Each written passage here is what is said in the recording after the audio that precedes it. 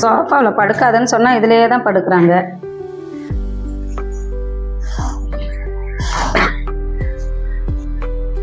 அத்தா இதுல படுங்க, கீழே வந்து படுங்க, இங்க படுங்க,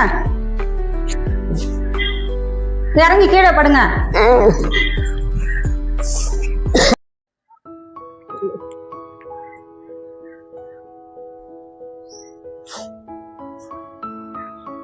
நவச்சிக்க கொஞ்சம் தண்ணி எடுத்துருவாப்பா, ரொம்ப மயக்கமா வருது. மயக்கம் வருது.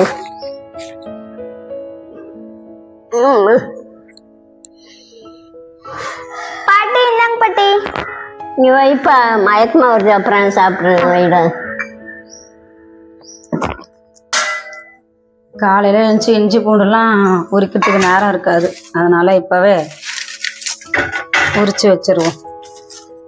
இங்க படுத்துட்டாங்களா? இதுல வெளில போயிருந்தாங்க, வந்துட்டாங்களா? அக்கா இறங்கி கீழே படுங்க, நான் இஞ்சி பூண்டு உரிக்க போறேன், கீழே படுங்க.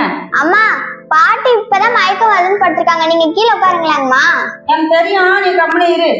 கீழே படுங்க, பாய எடுத்து போடு, கீழே போய் படுங்க.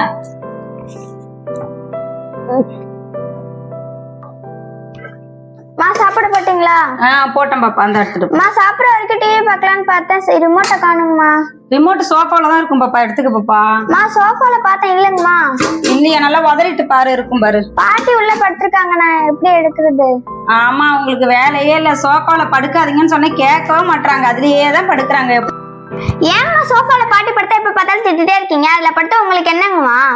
ஆமா, அவங்களே உடம்பு முடியாம இருக்காங்க, நாளைக்கு அவங்களுக்கு ஏதாவது ஒண்ணு கிடக்க ஆயிடுச்சு, ஏதாவது செத்துட்டாங்கன்னா என்ன பண்றது, அதுல உட்காரத்துக்கே பயமா இருக்கும். அது மட்டும் இல்ல, அவங்க மேல வேற நாறுது வேற. உங்க மேல என்ன நாறுது? நாங்க எங்கேயாவது சொல்லி கொட்டிருக்கோமா? சரி, நீ போய் சாப்பிடு, தேவையில்லாம பேசாத போ.